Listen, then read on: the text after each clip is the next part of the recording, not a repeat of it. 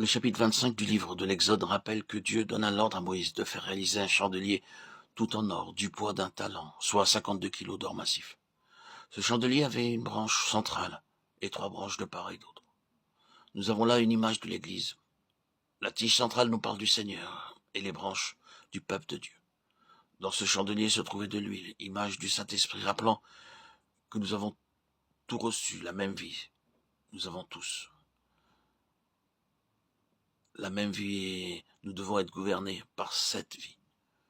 Dieu montre par ce chandelier qu'il a besoin d'un peuple qui soit une représentation de lui-même. Dans l'incarnation, le Seigneur Jésus a été une représentation parfaite de Dieu. Mais il a été aussi une parfaite expression de l'homme racheté, pourvu d'une nature spirituelle et céleste. Il est la révélation de Dieu. Le chandelier nous parle du témoignage du Seigneur Jésus-Christ par le moyen de son Église. Dans le premier chapitre du livre de l'Apocalypse, lorsque Jean entendit la voix de Dieu comme une trompette, il se retourna et vit 7 chandeliers avant de voir le Seigneur. Ce qui montre que son témoignage par son Église est le fardeau de Dieu, sa préoccupation. Il désire un témoignage qui soit l'expression de sa propre nature. Il veut que l'Église soit une révélation de lui-même. Si l'Église n'est pas cela, elle n'est rien du tout et notre vie n'a guère de sens. L'Église doit être une révélation de la pensée de Dieu telle qu'elle est exprimée en Jésus-Christ. Christ est la tête de son corps, la tête de la maison. Comme membre de cette maison, notre vie doit être amenée à la ressemblance du Fils de Dieu. Notre vie doit être une vie d'entière consécration. Ce chandelier représente le témoignage du Seigneur par son Église. À la suite de cela, il est question des Lévites en relation avec le peuple d'Israël. Si le chandelier nous parle du témoignage du Seigneur Jésus, les Lévites, eux, représentent l'instrument par lequel ce témoignage va être présenté et exprimé. Les Lévites sont ceux qui ont répondu lors de l'appel de Dieu. Ils ont été placés sous l'autorité de Dieu et donnés à Aaron, le souverain sacrificateur. Lorsque nous faisons don de nous-mêmes, nous sommes donnés par Dieu à Jésus-Christ. L'évangile de Jean, chapitre 15, rappelle « Ce n'est pas vous qui m'avez choisi » au verset 6 du chapitre 17. « J'ai fait connaître ton nom aux hommes que tu m'as donnés du milieu du monde.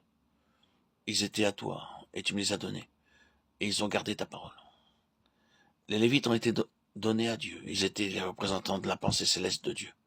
Comme enfants de Dieu, nous devons devenir par notre offrande à Dieu le peuple de son témoignage. Notre vie spirituelle ne se limite pas au pardon de nos péchés et à la prédication de l'Évangile.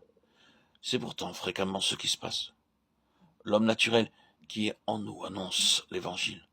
Nous sommes tous enfants de Dieu, nous avons la vie éternelle, le Saint-Esprit. Mais c'est encore l'homme naturel qui agit. C'est tout autre chose d'être le peuple de son témoignage, et les Lévites représentent cela en relation avec la pensée pleine et entière de Dieu. Rappelons ce qui les concerne selon le verset 7. Voici comment tu les purifieras. Fais sur eux une aspiration d'eau expiatoire, qu'ils fassent passer le rasoir sur tout leur corps, qu'ils lavent leurs vêtements et qu'ils se purifient. Quelle est la signification de ce passage? Le rasoir devait éliminer le système pileux qui représente la force de la vie naturelle. Ils étaient appelés à suivre Dieu dans la puissance de sa vie. Ils devaient aussi laver leurs vêtements. Par l'action de la croix, nous changeons d'habitude et devenons différents. Ils étaient mis à part pour le Seigneur lui-même, exclusivement pour servir Dieu. Ils représentaient tout le peuple d'Israël auprès de Dieu. Ce que la nation aurait dû être, seuls les Lévites le furent.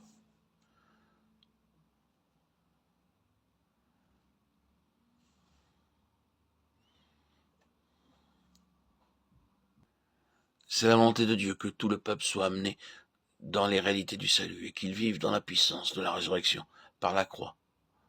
Mais tous ne le vivront pas. L'appel qui nous est adressé est en vue de rassembler un reste qui vivra réellement sur la base de la croix. Selon ce qui est écrit, tu feras approcher les Lévites devant l'Éternel. Les enfants d'Israël poseront leurs mains sur les Lévites. Aaron fera tourner de côté et d'autre les Lévites devant l'Éternel, comme une offrande de la part des enfants d'Israël. Et ils seront consacrés au service de l'Éternel, c'est-à-dire mis à part. Livre des Nombres 7, 89 et 8, 1 à 19.